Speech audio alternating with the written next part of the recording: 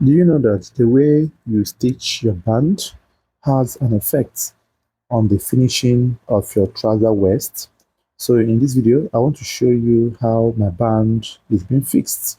So here I have already prepared everything. Then while stitching, you're allowed to push the band to have these coily effects. The band should not be held flat. Always raise it up to have these healy effects. Now, the essence of this is to make sure that the band laps naturally on the trouser panel.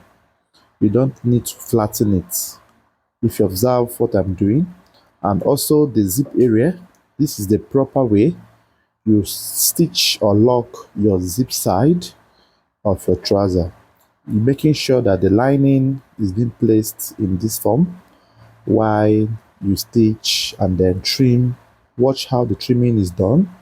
So if you don't do this just this way, you might be getting a wrong result or a wrong finishing. Now here, to lock the back waistline, most of the times the back panel doesn't align. You have to make sure you mark the excess allowance you have, usually 1 inch or 1.5, depending on your cutting allowance. And then you are meant to start from the main trouser block while you have arranged or set the panel to be equal.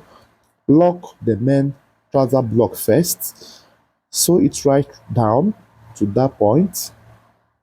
So I need to change my thread. So sew it right down to this point, and then on the second threading, you are meant to double thread at the back panel so that it helps to reinforce. This is now the one you will use to lock the band itself. So this helps you to have a perfect and a smooth band stitching. Look at the lapping, then fold all through. Then this is how it is. You see the corresponding, and then start from the center back, stitch here first to hold it firmly to make sure it's properly positioned, and then you bring your hook. And then fix your hook. So the hook will be fixed here first. Make sure you fix it at the edge where the zip track is, and then lock the underneath one. Use your scissors, bend the legs of the hook, and make sure it's being in a perfect point. Also fix this as well on the zip track. The hook and the zip must be in line, and then put the underneath hook cover, and then bend it over as well on your machine. And here you now continue your closing from the center back. Close halfway.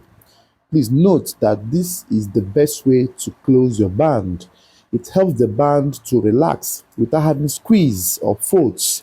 Most people do this issue on the band closing. So right here, you lock and then use the opportunity now to top stitch the band from right here, top stitch the trouser panel from right here, and then cut your threads. And then you also make sure you lock the other side. Now start from the front panel of the band point, then stitch and go to the back. So this will help your band to relax without having much squeeze. And after stitching, when you iron, it will relax properly. So this is how you stitch your band of your trouser. So the last thing you're going to do here now is to stitch this part. Make sure as well that your hands are straight as possible, and you measure 1.3, 1.5 maximum, and then stitch and then lock up the zip, and then make sure you curve it all down to this very point. This is how you do your zip closure. Finally, then you start from here, stitch from here, and then fold the zip flap closing lining, stitch all through to the very end. And here you cut the excesses from one side, just like this, cut that way, and then bring the two flaps together and stitch, just pack them together.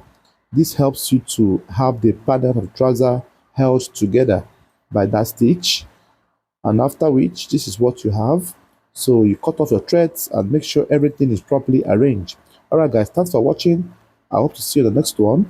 And don't forget to like, share, subscribe to my channel. See you next time. Bye bye for now.